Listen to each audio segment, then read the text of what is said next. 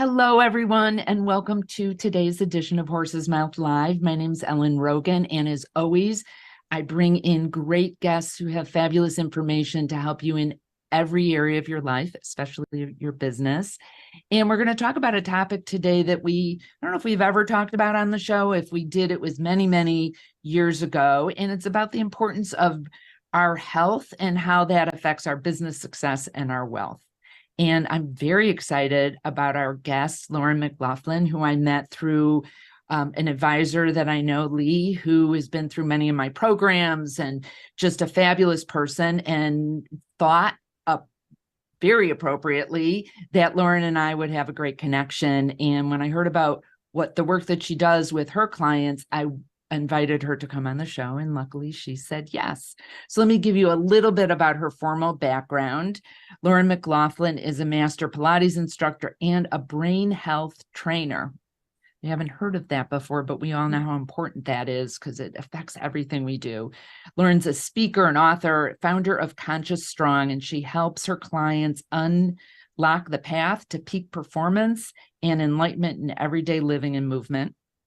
And she's the mom of 5 kids, knows how to balance all sorts of things. I can't even imagine that with 2 kids. I went that they're grown now, but I used to say I had 1 for each hand, and that felt like the appropriate number for me. I can't imagine having 5. I guess they would hold each other's hands. But from Lauren's perspective, there are no limitations, and she guides and supports clients in reclaiming your mind, body, your own breath through the lens of living. So Lauren, welcome. I'm so glad that you're here. Ellen, thank you so much. Yes, I'm so grateful for Lee, connecting us, and grateful to be here. Thank you so much for having me. So I'm so curious because most of our audience are in financial services, they're financial advisors, and you really tie in this area of wealth and health. And I think it'd be so helpful to hear, like, what do you mean by that, and how are they really tied together? Absolutely. I think that there is a direct tie, as in all of these areas of living. But my premise is that without a healthy base, a healthy fundamental physical base, it is going to be very difficult to sustain a strong, healthy financial piece of that will of life. And so I really integrate how you establish a healthy, aligned body through movement, through breath work, that ultimately leads to having a healthy, sustainable financial piece of that pie. And I do not talk, there isn't a client that I do not talk about your financial health because of the direct relationship that it has with your overall health and well-being. Will you talk a little bit more about that, how your financial health has a direct impact on your well-being? Mm-hmm. I mean, we know that it's important because people have goals around that, but I suspect there's a broader or deeper reason that this is part of the work that you do. Absolutely. Well, if we think about, and I know I do have a workbook that everyone will have access to, and I don't have the Wheel of Life in front of me. Now, I'm not sure how many of you have ever had a Wheel of Life done, but in the work I do, I have this Wheel of Life that shows all of the areas of well-being, and that I call these the pillars of health. And it starts with spiritual, emotional, and physical. Then it moves to relationships and nutrition and sleep. And at the very top is your financial health. Now, if you are struggling in any of those areas of life, it is going to have a direct impact. And almost always, I've seen it with almost every client, it ties them back to their financial health. I can give 2 scenarios if you allow me. One is that, the example of if you pour all of your energy into your financial world, meaning your work, or that's all that you think about. I can guarantee you that there's some other area in your life, in that wheel of life, that is struggling. And if that's struggling, it is going to definitely come back around and impact the financial health. Same around if you're pouring all of your energy into another area, let's just say your physical health, and that's all you're focused on, you're ignoring the financial health piece of it. It is going to have obviously a direct impact. So I guide clients on how to weave in and out of each of these pillars of life. Ultimately, it always will go directly back to the financial health. I've just seen it over and over. Yeah. Yeah. So how can, as business owners, how can, when we focus on these other areas, and I just have to say, being a Midwesterner, wheel of life, because at first I was like, will of life, and it's just our accents. So if anyone else is from a different part of the country, wheel, right. like Wheel of Fortune. Yeah. So how can we strengthening from within, or some of these other areas? What are things we can do that will have a positive impact on our businesses? Absolutely. If, really it's looking at each of these areas of life, and you can always, interchange them. You can put one area if it's missing in this particular will, if you look at the workbook, and rate them. How is that area for you at this very moment? Because every day we are different. So I do ask clients to wake up and look at their wheel of life. I'll try to say it in more like Midwestern. I know I lived in Chicago for 10 years, and I should have released a little bit of that, but being able to take a look at it on a daily basis. It doesn't mean obsessing over it. It just means bringing awareness to it. And how is it showing up in your life right now? Meaning that area of your life. And knowing where you need to focus on building up. I call it the compression. We need to add a little bit more, like air in the tire. And if it is in your relationship health, give your relationship health a little bit more love and attention. Give it some compression to help fuel it, so that every part is humming and rolling. Because when one piece of that will is deflated, it is going to be wobbly. And again, I've seen it so often, it ultimately impacts that top of, the little triad I've made, that it impacts your financial health. But somewhere you're going to suffer, somewhere you will suffer. So I ask if every day it's like looking at your will of life, and then knowing where you need to inflate or add compression to. And it does start with adding, of course, your movement, your breath work, which is a huge component of the work or the exercises that I share. I do want to get into that, but I have a question for if you have any tips. So before you logged in, I was talking with Doug Pierce, our producer, about how I had this big intention this morning of getting on the Peloton. I had my tights on and my shirt, and I started working on a proposal and this outline for this retreat I'm doing for a financial services company, and I got lost in it. And then it was time to get ready for work, and I just totally, missed that window. I intend to hopefully edit back in. I live, as we've talked about, in Chicago. The weather here is nice now, but in the winter, I'm sure I would just blow off the workout. So if someone doesn't get up and deliberately look at the wheel, or even if they have the right intention to add some of these things in, how would you support them or respond to this kind of missing things that we even had a very noble intention of doing? Absolutely. I ask if your schedule is busy. First and foremost is I take judgment out of language. Like that is one key principle, is that don't judge. Don't judge the fact that you didn't get on your Peloton. It doesn't matter at the end of the day. That piece alone is going to be just a relief and take you out of that heightened, cortisol, or, I feel guilt and shame, whatever comes along with you. But what I ask is every morning before you even get out of bed, is give yourself that extra time. Give yourself, whether it's a minute, because if you're one of those that really wakes up and it's like, time's a wasting, I better get going, is, give it one more minute, and then you can get to that list or whatever your action is. but give yourself a little bit of time when you wake up before you step out of bed. Yes, it doesn't mean you have to have the full capture of that will of life, but it's do a snapshot of how you're feeling and what's going on in your world. Maybe tune into your family life, tune into your financial life, tune into your physical life. What is showing up for you? Is there physical pain? We all experience physical pain. Where is that physical pain? That's just simply awareness. And so that's what I would ask first and foremost. And then I can share, when we move into the actual movement aspect of it, some other parts that would be addition to this that you can add in the morning. But every morning, I ask every morning, every night, and even throughout the day, if you have the time or you think, set your alarm, is to tune in. Take a minute, take 5 minutes, take 10 or 30 if you're able. And that awareness is going to lead you to that will of life. Great.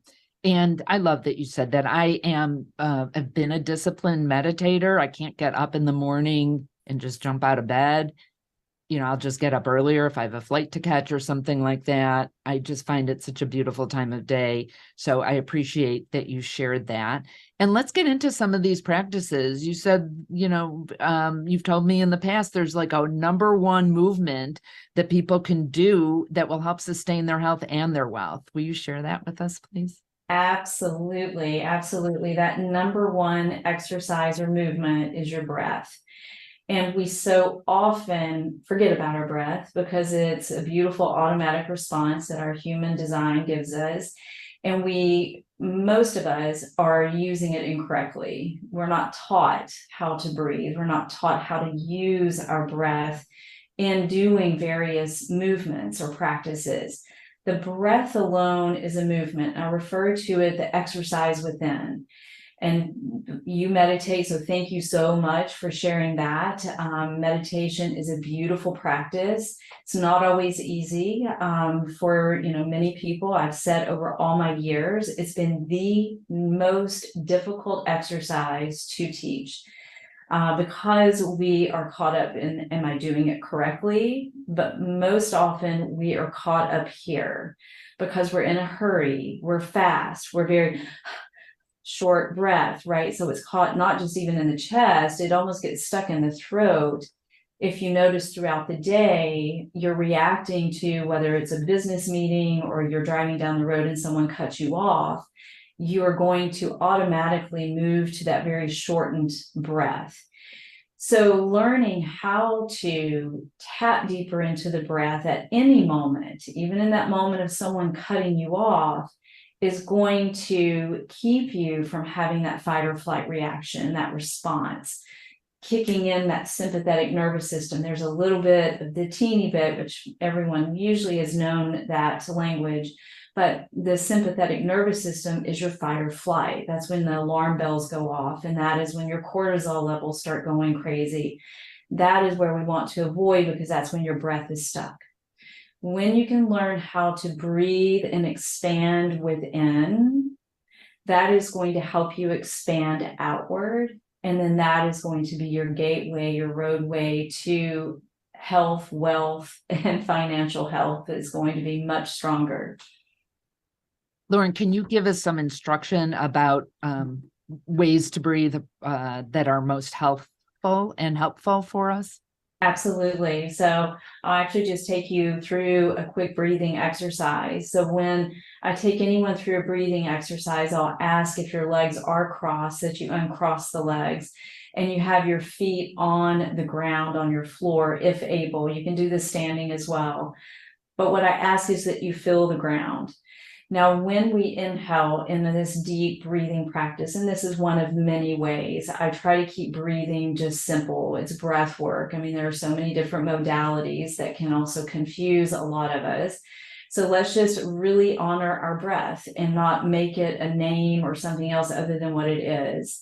That's, again, firstly, just really kind of letting go of all of the different other approaches that you've learned or heard of before. The inhalation is going to come in through the nose. Reason being for that is that if you breathe through the mouth, if you breathe in, I'm not saying that that's bad, it does keep us alive, it's going to most likely get stuck here. If you can try it, if you tried it, it's like slurping through a straw. It can only go so far.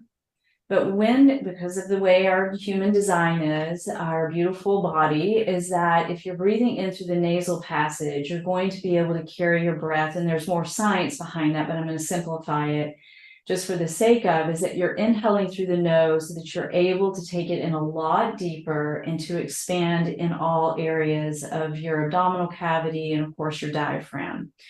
So when we inhale, I want you to feel the ground on, beneath your feet.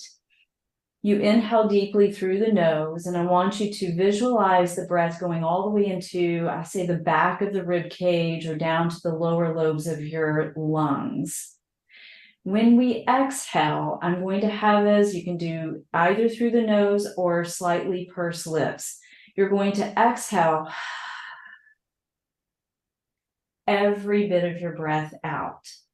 So again, it's an inhale through the nose, as deeply as you can take your breath, usually count to 5. And then it's an exhale out through your mouth or your nose to the count of 5 or 6. And if you do that for 5, 10 breaths, I can guarantee you're going to feel something. You're going to feel either a little heat wave.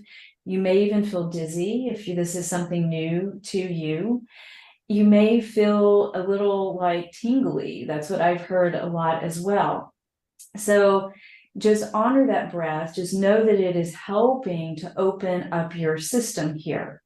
So again, with that expansion within, with that kind of fueling, you will automatically slow down that sympathetic nervous system. You're kicking in the other side of it, which is your parasympathetic nervous system, that is going to bring you down. It's going to give you that more relaxed state.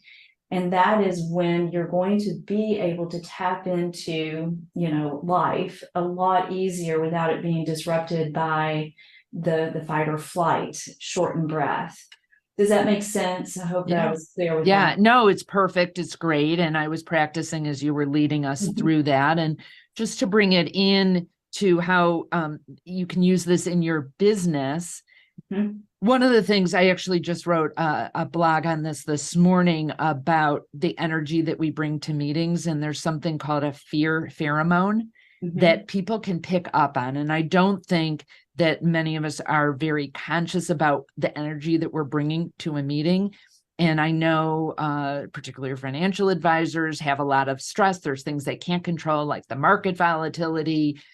And if you go into a client meeting like that, even if you've got your calm face on, people are going to pick up on that. And so fear is contagious, so is calm. And what you just taught us, Lauren, is such a great way to bring that energy down. You could do it. Some of the advisors I work with spend 5 minutes before their meetings with clients, conscious breathing, so they don't bring all this stuff in from their last meeting into this next one.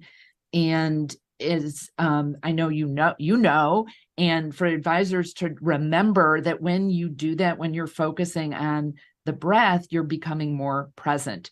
You're not thinking about, I want to make sure this client hears this from me, or the last meeting you're at, or what you're going to say next.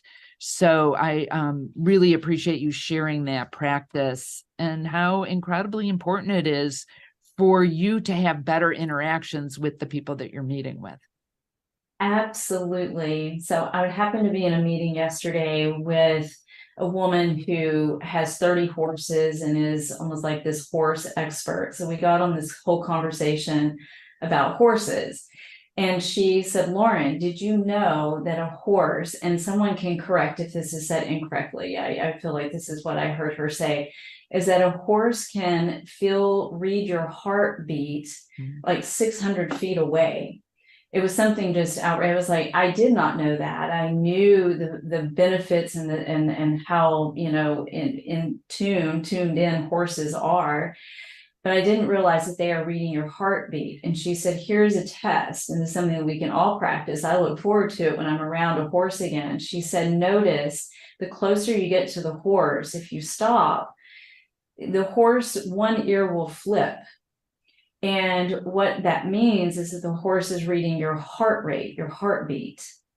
So why I'm bringing this up is that it's exactly what that breathing will do, is that it helps lower your heart rate, and energetically it is going to help you, just as you said, have a better energetic connection, because we are all energy, with whoever is in your presence.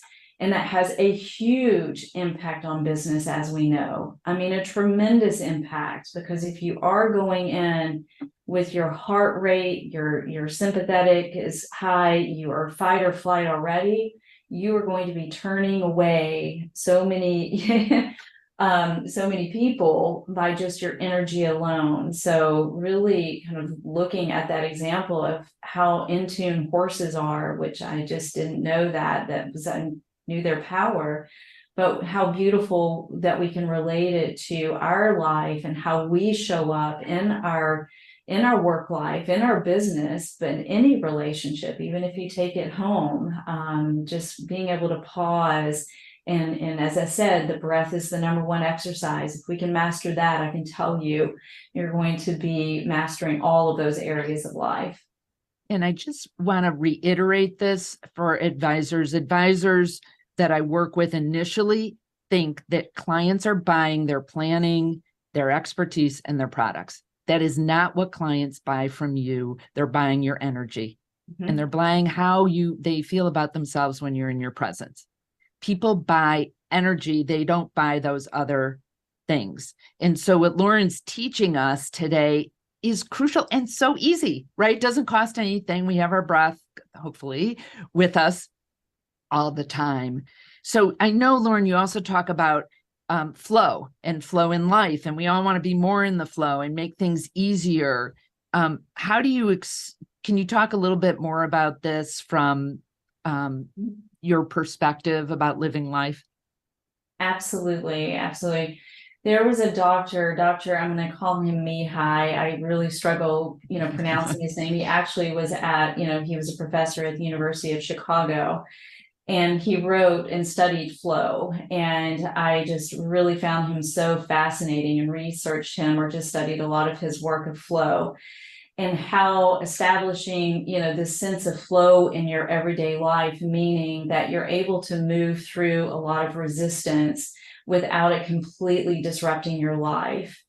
And so, let's relate it back to the breath. And I usually will bring in the analogy of a clogged straw. So we've already used one example of slurping through a straw, but what if you're trying to suck air through a straw that is all clogged up?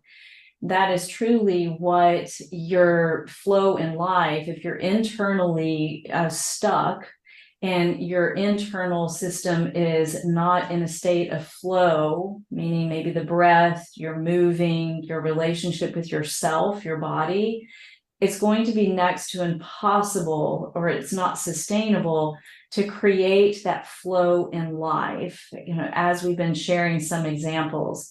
So the flow that I refer to, and based off of some of Dr. Mihai's research that he did, was how the wheel of life and those pillars, how they are constantly weaving in and out of one another. They're always interchanging, always, at all points throughout our day.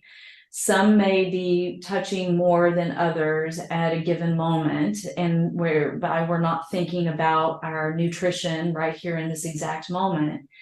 But that nutrition had an impact on how we're showing up right here, right now. If I was here dehydrated and I didn't have that snack, I likely would not be able to communicate and process what I would like to. So that, in my view, is a state of flow in this particular wheel of life, is how you start to gauge these areas that are always working together, and what's connecting them. What is connecting them? And I can go to the breath because that will be what I always go to. But then we look at all of the other areas that are helping to weave them together. Because if one is unstitched or one is broken, if the bridge between one of those two pillars is broken, again, I can guarantee your will's going to be wobbly and life is going to be somewhat struggling. So That's great. And in a bit, we're going to give a way for you to download Lauren's workbook, which is so helpful and talks about all these different areas that, for me at least, it's easy to forget about. As you were saying, have we hydrated? Have we had our snack for today? I'm like, not yet, because I've been going this morning. yeah. So how often should a person find movement in their daily schedule if they want to Yeah. have healthier, more energetic living? Yeah, thank you for asking that question, because this is one, especially from my strong movement, background, that when I, in my really just heavily movement days from my Pilates background, that would be the number one question I would get is, how often should I be doing this? Movement should happen every day in some capacity. So, I really have removed, fitness from my background, I mean, my language, to be honest with you. It's more about just developing a relationship with your movement and not overthinking your movement. So that is on a daily basis. Now, if you really want to tap in and make a change in connecting and experiencing deeper connection to your core, if we want to just refer to your core of your center, is at a minimum doing some more core intensive movement exercises. Minimum of 3 days. Again, I recommend every day doing something. And, again, the breath can just be the movement alone, but a minimum of 3 days, minimum. And I can go deeper into that because it all depends upon each unique person. So I really work on establishing more of a custom plan for each of us because we're all unique. So it has to work for you. Your nutrition has to work for you. You have to like the foods that you put in. You have to understand what nutrition is, what nutrients are supporting your brain health. So there's a little bit of the brain piece of it, the neuroscience that does make a difference on your chemistry. So the movement also applies to that as well. So, some do need more high intensity to help balance their system. Many need to slow down and do more restorative work, more sympathetic work, so that, like a yoga class, or, and it may be painful at first, but just as you were sharing, Ellen, how meditation truly is like a grounding piece when you are living a very high paced and filled with action life, which is beautiful. So it's understanding yourself so that you can tie in how much movement you need. And that's what I help clients do. Cool. Great, Lauren. Thank you so much. And if people want to find out more about you, the work that you do, and I know you offer a free discovery call, and then we'll also put the link up so they can download, which I hope each and every one of you will do, Lauren's workbook, because it's really fabulous. Where should they go to connect with you and learn more about your work? Absolutely. You can visit the website, which is consciousstrong.com. And if it's okay to share the link for the workbook, if you would like the Please. workbook, you can text health 23, that's health 23 to 33777. And that will put you right in touch with me, and you will get the workbook emailed directly to you. Cool. That's great. Health 23, and you can just text that from your phone at 33777. That's Awesome. right. Yeah. Well, thank you so much for sharing this today. I really appreciated personally all your information, and I know that the people listening have as well. So thank you, Lauren. Thank you so much, Ellen, and just thanks to all the listeners. Grateful Yeah. to be here. Yeah, and I am grateful that you're here and that people have been watching and listening as well. Again, my name is Ellen Rogin. You can find out more about me at ellenrogin.com. That's ELLENROGIN.com. There's information on programs that I lead for advisors um, and some of the other work that I do. And if you go to ellenrogin.com/horse's mouth, you can download my special report about what extraordinary advisors know that others don't. And the question to ponder today is, how conscious are you going to be with your breathing? I hope very conscious. Remember, be great and create great every single day.